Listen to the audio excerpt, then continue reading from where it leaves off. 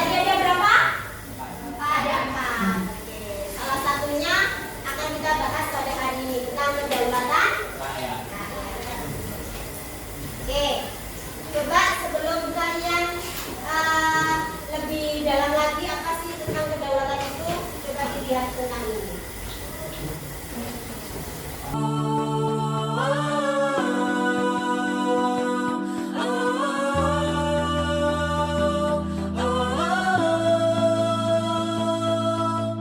Pagi hari yang cerah, siapkan dirimu. Inilah saatnya untuk pesta demokrasi. Ayo ajak semua menuju ke TPS. Bersama-sama kita sukseskan pemilu.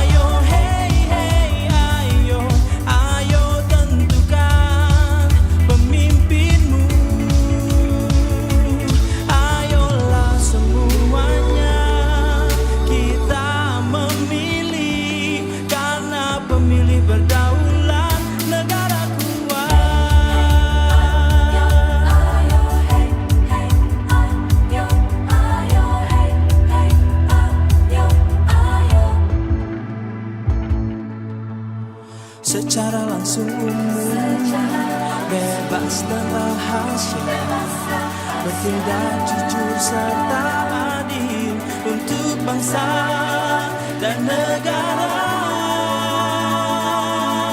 kita.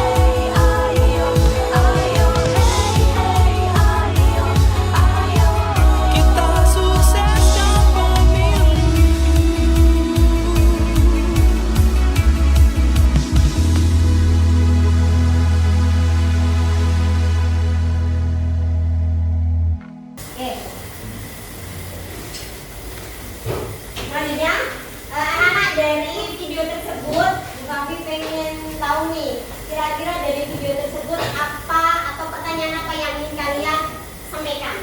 Silakan ditulis di video itu ya, di bagian satu-satu. Buat pertanyaan terkait dengan video yang sudah kalian lihat semuanya.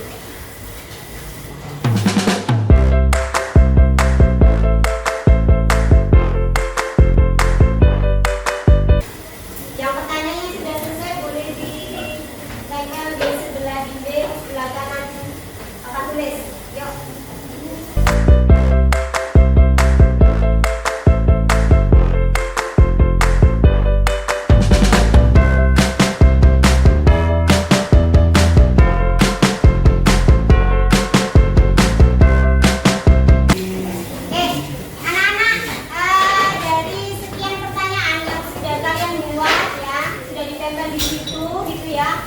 Kami pengen tahu nih, ada satu anak dari kalian siapa yang ingin membacakan pertanyaannya. Silakan, ayo. Yang ingin membacakan salah satu pertanyaan. Pertanyaan itu sendiri ya, Pak? Siapa, ayo? Yang mau membacakan pertanyaannya terkait dengan video yang sudah ditanyakan kembali tadi. Tidak, diri itu sendiri. Kira-kira masih ingat? Masih ingat Mbak Bunga? Oke, silakan Mbak Bunga. Kira-kira tadi pertanyaannya Pak.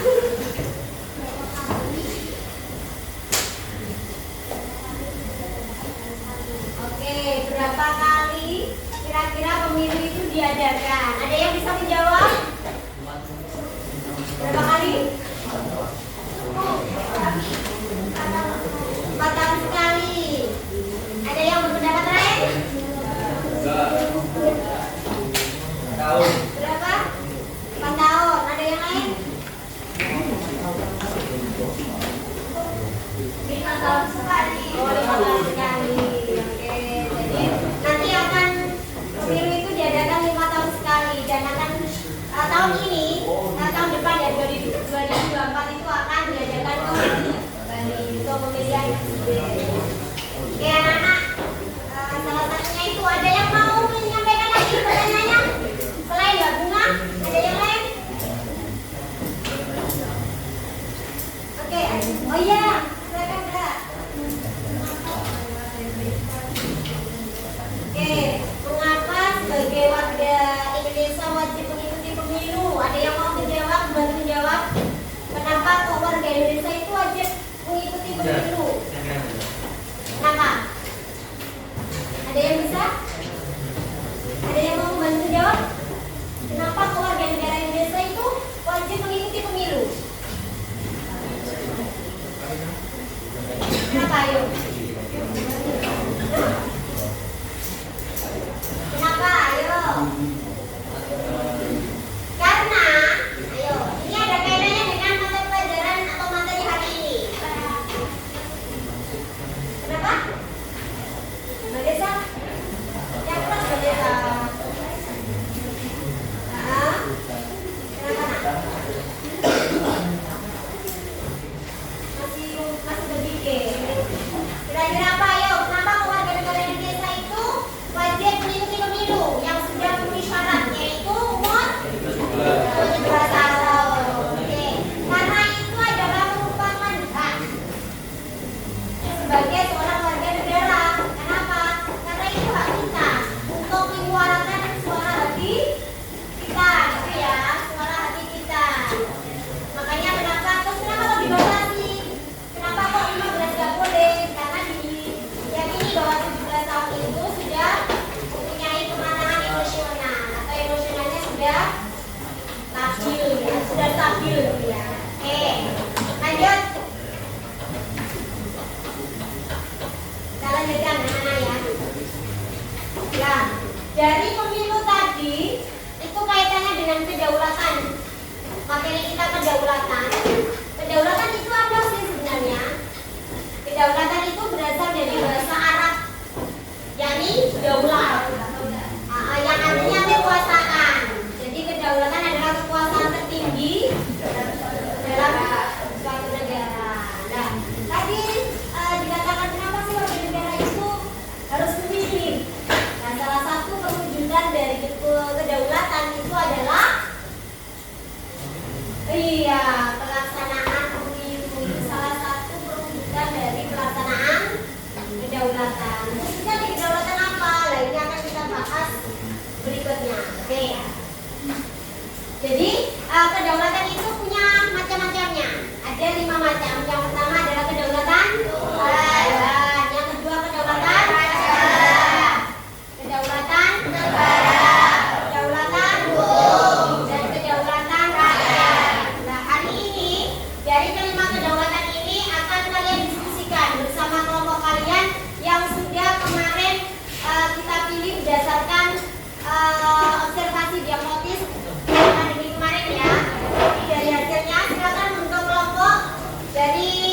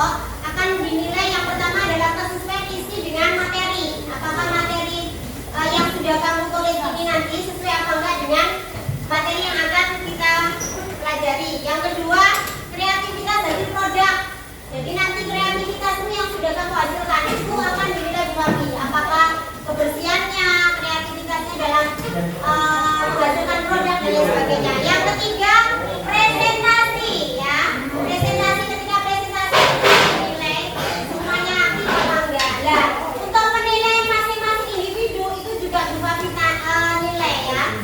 Mulai dari apakah kalian dalam mendengarkan pendapat orang lain itu mendengarkan temannya atau enggak, seperti itu, menyampaikan ide atau aktif bertanya atau tidak, seperti itu, dan merespon positif saat diminta untuk berkomentar. Kayak tadi, ayo siapa yang mau jawab, seperti itu. Dan yang pertama adalah fokus menyelesaikan tugas. Jadi dalam waktu 30 menit manfaatkan dengan baik. Are you ready? Ready. Any question? Oke, laksanakan.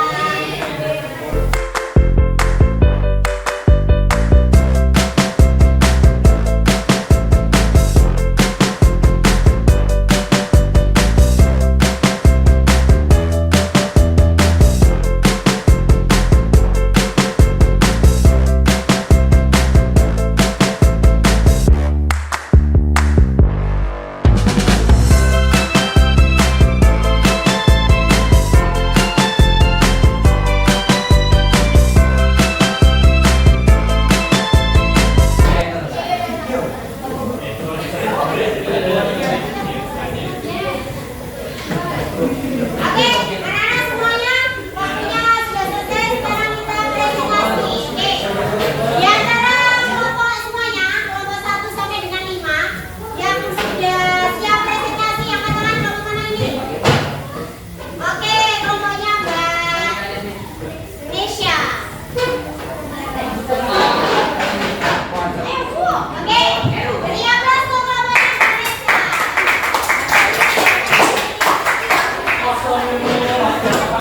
Selamat pagi teman-teman. Pagi. Kita dari kelompok 4 mempresentasikan kedaulatan hukum.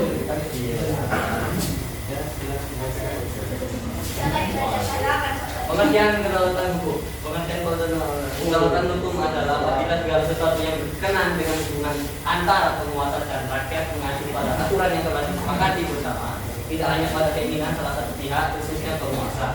Kedaulatan hukum dapat juga dikatakan sebagai negara hukum.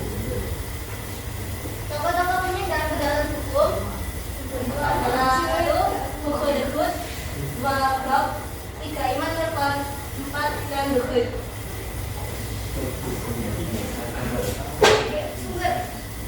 Sumber kedaulatan hukum yaitu kedaulatan yang berasal dari hukum yang berlaku di suatu negara. Hukum yaitu pernyataan yang timbul dari kesadaran manusia dan hukum merupakan sumber kedaulatan.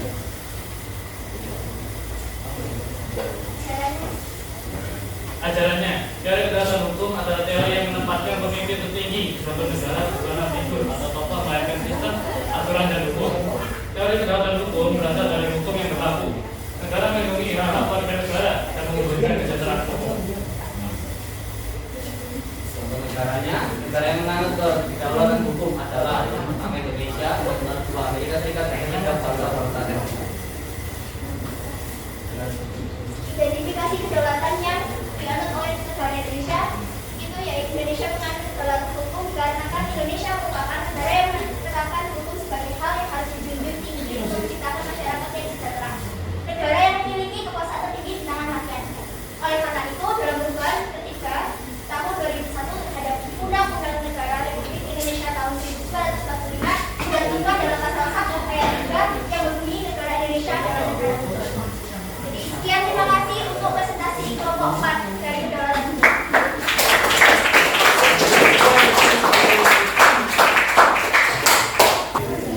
Ya, coba diperhatikan semuanya. Dari kelima kedaulatan tadi, ada kedaulatan Tuhan, ada kedaulatan negara, ada kedaulatan raja, kedaulatan hukum, dan kedaulatan rakyat. Oke ya. Dari sekian, tadi sudah disampaikan oleh kelompoknya Mbak Desa bahwa kelompok 4 ya,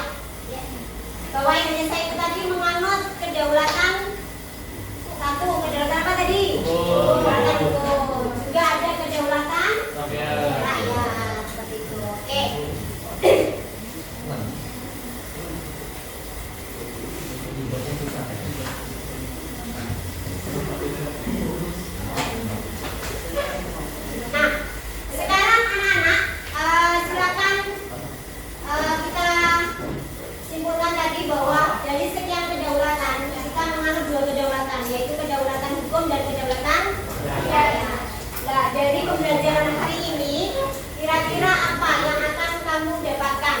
Nanti silakan ditulis di stiker ini apa bagian yang paling menarik dari pembelajaran hari ini. Silakan ditulis semuanya.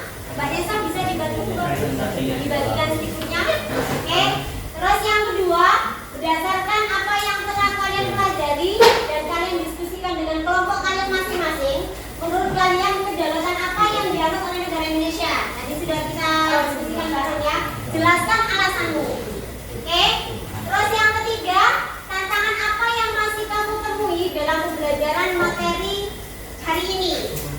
Tantangan apa kira-kira? Terus bagaimana kamu akan berlatih untuk mengatasi tantangan tersebut? Kan pastinya kalau di kelompok itu kan banyak hal yang mungkin menjadi tantangan bagi kamu.